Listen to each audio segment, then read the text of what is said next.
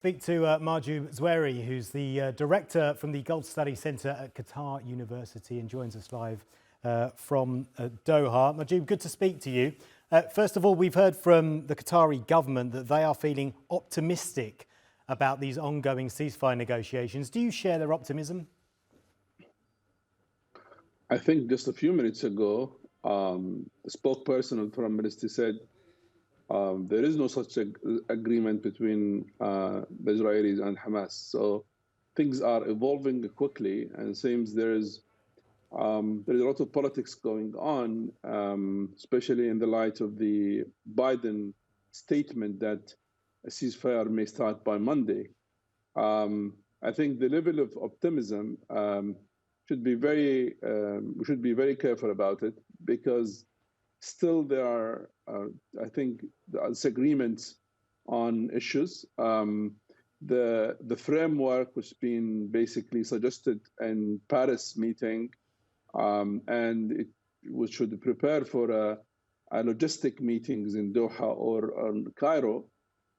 It seems there are some hiccups within that, especially when the issue of prisoners and how many prisoners for each Palestinian, Israelis, and also the issue of the humanitarian aspect of the deal. So I'm a little bit cautious about optimism. Sorry. Yeah, no, it's understandable. Were Joe Biden's comments helpful, do you think, in trying to push along the process, or have they just made it more complicated? I think it has to deal, as I have heard you when you talked about domestic politics of states. I think it has to deal with domestic politics. Michigan elections is just behind the door, and Michigan has a good voters from Muslims and Arabs, and maybe this has to deal with this elections, I would say the primary election in Michigan. But I cannot rule out that. But also it has to deal with the efforts done by the White House envoy in Israel in the last 10 days, where he did a lot of efforts with the Israelis, pressuring them to ease the pressure, to ease the tension. I believe that Washington have reached to the point that they cannot do more than what they have done. The pressure from a different country on them is mounting. The pressure on what's happening because of the humanitarian loss is increasing. They cannot justify it anymore, and I think they try to convince Netanyahu to show some flexibility.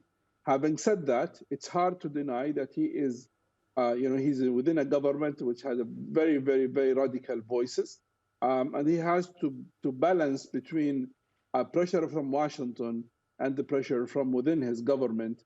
The voices, they basically prevent him of showing any flexibility. Well, does a potential deadline of next Monday then put him in a position where he now feels within the next week or so he has to begin that assault on Rafah, which he said will happen? You know, Paul, the problem is the whole war has reached to what's being called in the war sciences the fatigue stage, where basically, okay, let's Israelis want to hit or to attack Rafah, they will kill another every 100 Palestinians every day. But there are no targets, there are no goals to be achieved. The prisoners will not be released.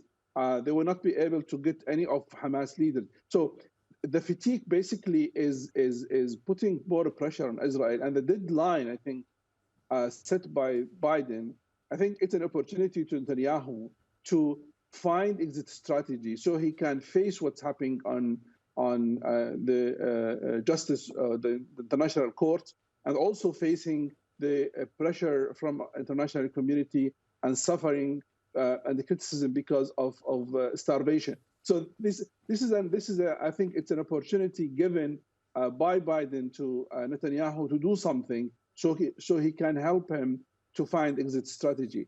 I think if he fails to take it, I'm not sure the United States will continue the same support. I think they will find themselves in a way. It doesn't mean that they will stop the support, but I think they will have more criticism and they will find them more isolated internationally because of this endless support to Netanyahu. So it seems like when we look at all the sides in the negotiations, the side with the least pressure is Hamas.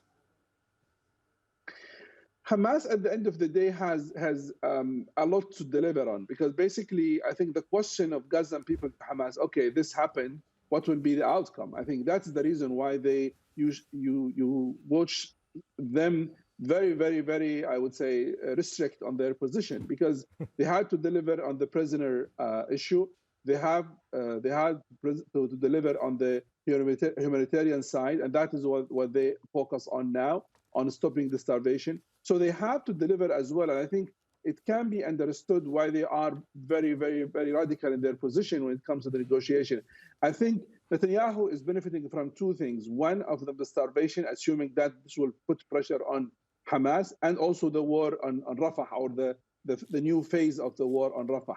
It doesn't seem those pressuring Hamas, because basically Hamas' perception that those two issues is isolating Israel more, and everyone supporting Israelis, because basically this is against international law.